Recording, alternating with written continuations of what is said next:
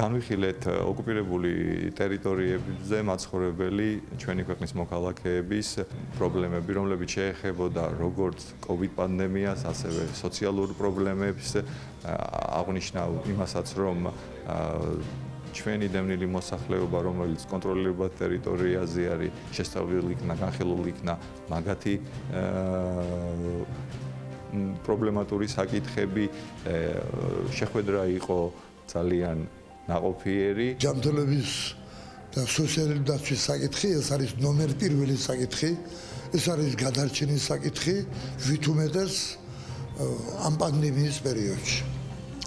და საკითხი, მთავარი საკითხი იყო ერთი დასმული, რომ იქიდან გადმოსული ხალხი, რომელიც ენგურის ხიდეს გადმოდიან და საკმაოდ ბევრი გადმოდის, თითქმის ყოველ დღეს საშუალოდ 600-700 კაცი, იქ ტესტირება ვერ კეთდება ახლა, ჩვენი მხარე აკეთებს ინგურს გამოღმა, ჩვენი პოლიკლინიკები და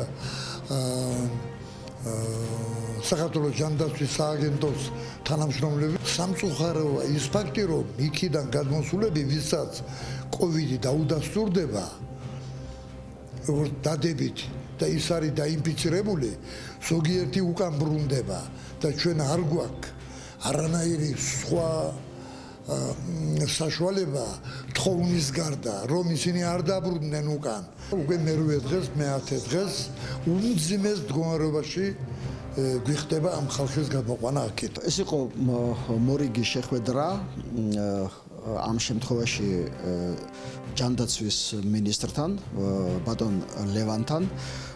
ბატონი ლევანი ახალი მოსულია მოგეხსენებათ სამინისტროს სათავეში, მაგრამ ამ რაღაც 2-3 თვის განმავლობაში ის საკმარისად გაერკვა ვითარებაში და უპასუხა ყველა იმ შეკითხვას, რომელიც იყო დეპუტატების მიერ წინასწარ გაგზავნილი, როგორც ამას რეგლამენტი ითვალისწინებს ბატონ მინისტრისთვის.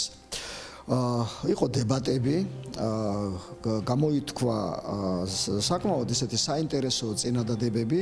ძირითადად ეს წინადადებები შეეხებოდა ცალკეული პროექტების ამოქმედებას, ისეთი პროექტების, რომელიც თქვათ ადრე იყო, მაგრამ მიზეზთა გამო, აი ამ COVID ვითარების გამწვავების გამო არ იყო 21 წელს, ზოგიერთი პროექტი უნდა დაბრუნდეს, დაფინანსება უნდა გაიზარდოს ჯანდაცვის, აი ეს იყო საერთო მოსაზრება ჩვენი კოლეგების, განსაკუთრებული ყურადღება უნდა მიექცეს ოკუპირებულ ტერიტორიას, ამაზეც იყო საუბარი.